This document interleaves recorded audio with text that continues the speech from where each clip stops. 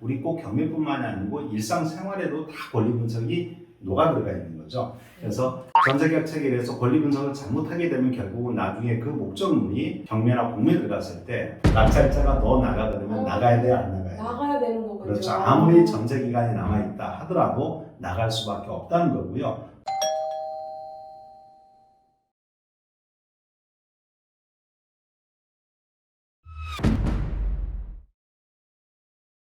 안녕하십니까.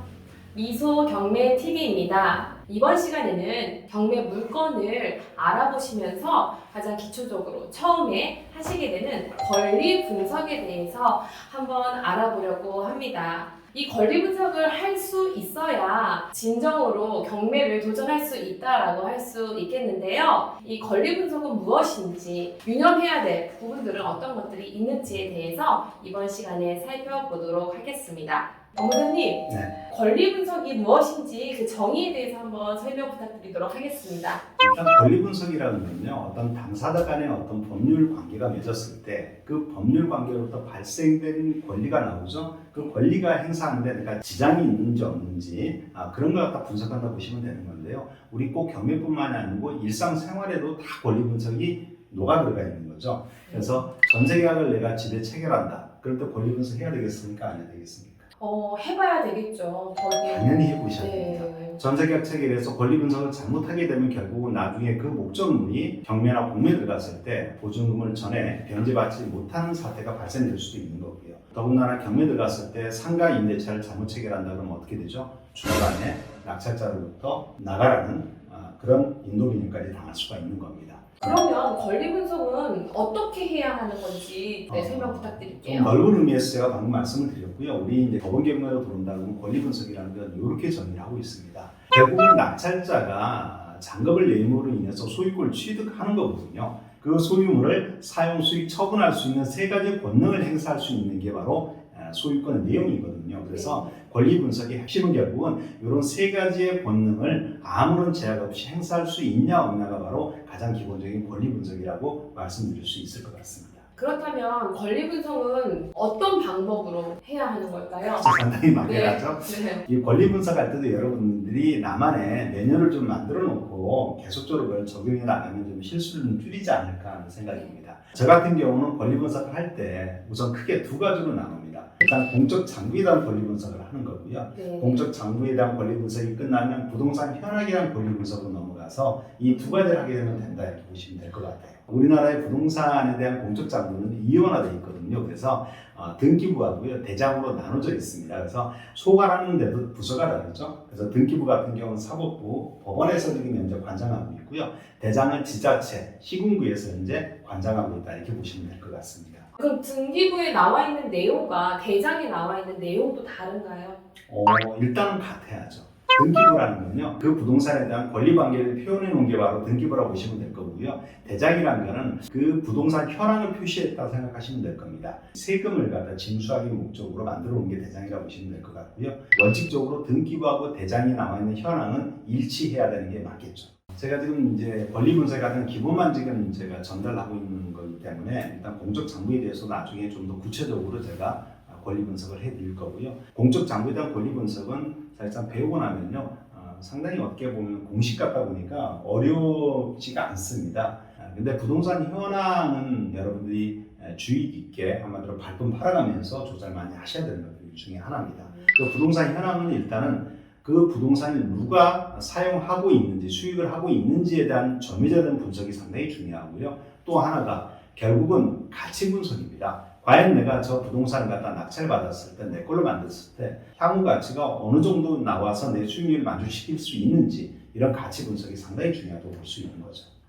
그러면 가치 분석이라고 하는 것은 교통편, 시세 이런 것들을 조사하는 건가요? 그렇죠. 이게 이제 우리 부동산 종별이 주거용 부동산이 있고 상업용이 있고 그다음 토지가 있지 않습니까? 네. 이 부동산 종별마다 사실상 입지 분석이 좀 달라질 수 있겠죠. 가치 분석은 나중에 제가 주거용 부동산하고요, 그 다음 상업용 부동산, 토지 이 세 가지를 나눠서 강의를 한번 해드릴 겁니다. 구체적으로 그때 말씀을 드리고요. 그 다음 점유자에는 또 상당히 중요하죠. 점유자를 분석해야 되는 그런 내용들, 어떤 것들을 분석을 해야 할까요? 점유자가 대표적인 사람들이 채무자, 소유자가 그 물건을 점유하는 경우가 있겠고요. 그 다음 제3자, 크게 두 가지로 나눠서 말씀드릴 수가 있겠습니다. 제3자는 대표적인 분이 임차인이 되겠죠. 또 여러분들이 우리 경매에서 뭐 꽃이라고 흔히들 말하는 특수 물건 중에서 유치권자가 점유하는 물건도 나올 수 있고요. 만일 토지 경매인 경우에는 그 위에 건물주, 한마디로 법정지상권자가 점유할 수도 있고 그렇습니다. 점유자 분석은 우리 경매에서 상당히 중요한 권리 분석 중에 하나거든요. 이 점유자는 권리 분석 또한 나중에 제가 부동산 종별에 따라서 따로따로 강의해 드리겠습니다. 다음으로 말소 기준 권리에 대해서 좀 설명 부탁드리도록 하겠습니다. 이 권리 분석하면서 제가 정말 귀에 딱지가 앉을 정도로 자주 듣는 용어인데요. 네. 말소 기준 권리라는 거는 사실상 우리 법률상 용어는 아닙니다. 강학상 용어라고 보시면 되는 거죠. 법원에서는 비슷하게 쓰는 용어가 하나 있다 그러면 최선순위 설정 일자라고 그렇게 기록을 하고 있습니다. 그래서 이 말소 기준 권리를 모르면 결국은 경매를 애초부터 다가서지 못한다는 거죠. 그래서 상당히 중요한 것 중에 하나입니다. 말소 기준 권리가 그러면 어떻게 설정되는 건지 궁금한데요. 저는 그 말소 기준 권리라는 용어가 왜 나와서 거기 있는 가압류라든가 압류권자라든가 지상권자, 지역권자, 전적권자들이 왜 매각으로 소멸되는지 저는 법적인 근거를 가지고 여러분들한테 강의를 해볼까 합니다. 그러면은 이거와 관련된 법 조항은 어떤 것이 있을까요? 대표적인 게 우리 민사집행법 제91조입니다.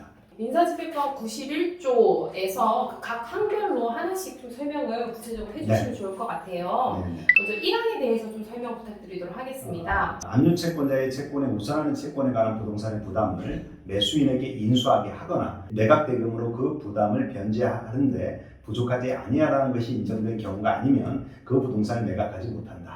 저게 바로 잉여주입니다.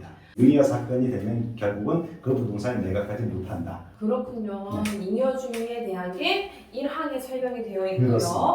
네, 그 다음 2항도 설명 부탁드리도록 하겠습니다. 이 항에 보시면 매각 부동산 위에 모든 저당권은 매각으로 소멸된다고 그랬죠. 저 조항 하나 때문에 매각되는 부동산의 저당권자가 10개, 100개, 200개가 있다 하더라도 그런 모든 저당권은 그냥 매각으로 소멸됩니다. 아예 A라는 저당권자가 1억의 채권을 받을 돈이 있어서 등기부의 채권 최고액으로 1억이 기재가 됐다 하더라도 그 저당권자가 돈을 하나도 못 받았어요. 배당으로. 그럴지라도 매각으로 어떻게 된다? 소멸된다. 네, 말소가 된다는 의미입니다. 굉장히 무시무시한 위력을 가진 맞습니다. 조항이라고 생각이 드는데요. 그럼 다음으로 3항도 좀 설명 부탁드리도록 하겠습니다. 3항하고 4항이 상당히 중요한 조항 중에 하나입니다. 3항 한번 읽어보면요. 지상권, 지역권, 전세권 및 등기된 임차권은요. 저당권, 압류채권, 가압류채권에 대항할 수 없는 경우에는 매각으로 소멸됩니다. 대항할 수 없는 경우라는 얘기는 결국 보시면은 지금 지상권, 지역권, 전세권, 등기된 임차권 이런 권리들은 등기부에 기록된 권리를 말하는 겁니다. 네. 그래서 등기부에 그런 권리가 기록돼 있을지라도 만일 등기부에 기록된 저당권, 압류채권, 가압류채권보다 성립 일자가 늦게 되는 걸 갖다가 대항할 수 없다고 표현하는 거예요. 간단히 얘기하면은 저당권이나 압류나 가압류 채권이 2010년도에 등기가 됐어요. 그런데 그 밑에 지상권, 지역권, 전세권 등기된 임차권이 2011년도에 등기가 됐다는 거는 저당권, 압류 채권에 대항할 수 없다고 보기 때문에 그것들은 다 매각으로 소멸시켜 주겠다는 얘기입니다.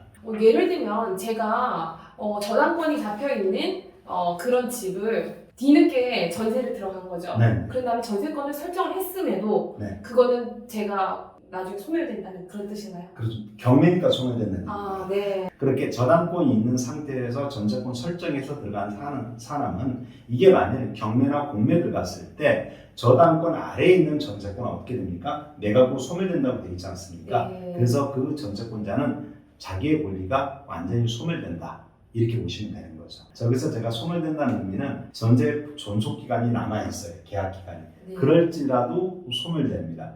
무슨 말이죠? 낙찰자가 너 나가 그러면 나가야 돼요? 안 나가야 돼요? 나가야 되는 거군요. 그렇죠. 아무리 전세기간이 남아있다 하더라도 나갈 수밖에 없다는 거고요. 또 하나가 전세 보증금을 경매 절차에서 배당을 일부를 못 받았습니다. 만약 1억 중에 한 2천만 원 정도의 전세 보증금을 못 받았다 하더라도 매각으로 소멸된다는 의미는 낙찰자한테 나 지금 2천만 원 전세 보증금 못 받았으니까 당신이 주세요 하면서 할 수 있습니까? 없습니까? 없다는 거죠. 없다는 얘기. 그게 바로 매각으로 소멸된다. 무섭죠? 네. 그럼 사항에 대해서도 좀 설명 부탁드리도록 하겠습니다. 사항이 좀 어렵다고 느끼실 거예요. 보시면 이제 사망의 경우 외라 그랬지 않습니까? 외란 얘기는 대항할 수 있다는 얘기예요. 지상권, 지역권, 전세권, 등기된 임차권들이 저당권, 압류채권, 가압류채권에 대항할 수 있는 경우에는요, 매수인이 인수합니다. 등기부에 아무것도 권리가 없는 상태에서 지상권 설정했다든가 지역권 설정했다든가 전세권 설정했다든가 이런 경우에 그 후에 저당권이나 가압류나 압류가 기록이 되지 않습니까? 네. 그러면 결국 우리 법조문은 어떻게 돼 있죠? 인수하라. 인수하라는 얘기는 낙찰자가 그 위에 있는 권리자들이 갖고 있는 모든 권리를 안고 가라는 얘기예요. 그렇다면 아까 사망에서 우리가 예시를 들었던 네. 사례랑 반대가 되겠네요. 반대가 되겠습니다. 전세권자가 돈 주세요라고 하면 다 줘야 되는 다 줘야 상황이 되는. 생기는. 예. 이렇게 사망 사항을 보다 보니까 더더욱 권리 분석에 대한 필요성을 느끼게 되네요. 네, 중요합니다. 네. 근데 그 사항의 밑에 다만 하고서 써 있는 부분이 있는데요. 이거는 무슨 내용일까요? 저 조항이 중요합니다. 저 단서가 보시면요. 다만 그중 전세권의 경우만 그래요. 전세권자가 88조에 따라 배당 요구를 하면은 매각으로 소멸됩니다. 좀 명확하게 설명 부탁드립니다. 좀 말씀드리면 만약 A라는 전세권자가 2억의 전세 보증을 갖고 있다고 가정해 보자고요. 근데 그 전세권자가 경매 절차에서 배당 요구를 했습니다. 근데 2억이라는 돈을 전액 배당을 받아야 됨에도 불구하고 만약 1억 5천만 배당을 받았다고 보자고요. 그러면 나머지 5천만 원을 받지 못했겠죠, 전세권자는. 네. 그런 거 나머지 못 받은 5천만 원을 갖다가 낙찰자한테 달라고 주장할 수 있을까요, 없을까요? 이제 조금 감이 오기 시작하는데요. 배당 요구를 했기 때문에 네. 나머지 5천만 원을 달라고 주장을 못하게 된다는 조항인 거죠. 맞습니다. 그게 바로 매각으로 소멸된다는 부분입니다. 지금 이 조항만 가시면 머릿속이 상당히 헷갈리신 분들이 많이 계실 거예요. 왜 그렇지? 이런 분들이 많이 계실 겁니다. 네. 하지만 제가 일단은 법에 나와 있는 그대로 좀 해석해 드리고요. 나중에 차후에 한 번 더 구체적으로 각 부동산 종별 들어갈 때마다 전세권자나 임차인의 권리들을 따로따로 권리 분석을 해서 말씀을 드리겠습니다. 다음으로 5항에 대해서도 좀 설명 부탁드리도록 하겠습니다. 네. 5항 보시면 매수인은 유치권자에게 그 유치권으로 담보하는 채권을 변제할 책임이 있다 이렇게 되어 있습니다. 일단 유치권이라는 건 우리 경매에서 특수 물건 중에 하나입니다. 만약 낙찰을 받은 부동산의 유치권자가 점유하면서 자기의 피담보 채권, 한마디로 공사대금 채권을 계속 주장하고 있는 경우에는 낙찰을 받은 사람은 그 유치권자가 갖고 있는 공사대금 채권에 대해서 책임을 져라고 되어 있다는 겁니다. 물론 우리가 채무자가 아니기 때문에 채무는 없는 거예요. 하지만은 그 목적을 내가 인도받기 위해서는 결국은 유치권자의 공사대금 채권을 주고 인도받는 수밖에 없다. 다만 유치권자가 주장하는 그 피담보 채권이라든가 유치권의 성립 요건이 완전히 인정돼야 되겠죠. 유치권자가 유치권 주장했다 하더라도 그 유치권이 성립이 안 되는 경우는 우리가 변절 필요가 없겠죠. 차후에 또 제가 유치권에 대해서는 따로 한번 강의를 해드리겠습니다.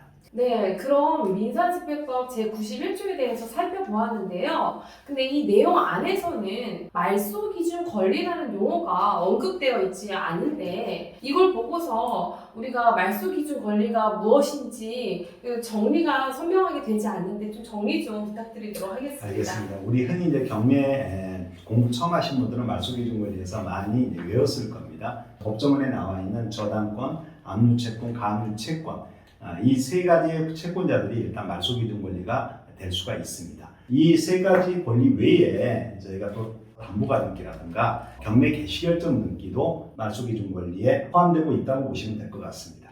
근데 경매 개시 결정 등기랑 담보가 등기는 여기 조항이 나와 있지 않은데 왜 그거를 알아둬야 할까요? 담보가등기권자는 한마디로 어떤 가등기를 얘기하냐면 돈을 빌려주고요. 저당권 설정한 게 아니고 가등기를 해놓은 겁니다. 그래서 만일 채무자가 변제기에 돈을 지급하지 않는다 그러면은 가등기한 그 목적물 자체를 갖다가 대물 변제받는 겁니다. 자기 앞으로 소유권 이전 등기할 수 있는 거거든요. 그렇게 소유권 이전 등기할 수도 있겠지만은 그 소유권 이전 등기함으로 인해서 각종 세금이 더 가중될 수도 있겠죠. 그래서 그런 담보가등기권자한테는 예외적으로 경매 신청권도 주고 있습니다. 그래서 가등기 납부 특별법에 들어가면은 거기는 어떻게 돼 있냐면은 담보가등기권자가 경매 신청한다든가 배당 요구한다 그러면요 그 담보가등기는 저당권으로 본다는 조항이 있습니다. 그래서 저당권하고 동일한 효력이 있기 때문에 담보가등기도 말소기준 권리가 될 수 있다. 이렇게 말씀드릴 수가 있겠고요. 그 다음 경매 개시결정 등기 있겠죠? 네. 그것도 똑같이 압류채권하고 똑같습니다. 이 두 가지는 비록 법조문에 설치는 안 돼 있지만 그 두 개도 똑같이 말소기준 권리에 포함된다. 이렇게 보시면 될 것 같습니다. 네, 법무사님 그럼 말소 기준 권리 한 줄 요약 부탁드리도록 하겠습니다. 네. 표를 한번 제가 보여드리겠습니다. 네.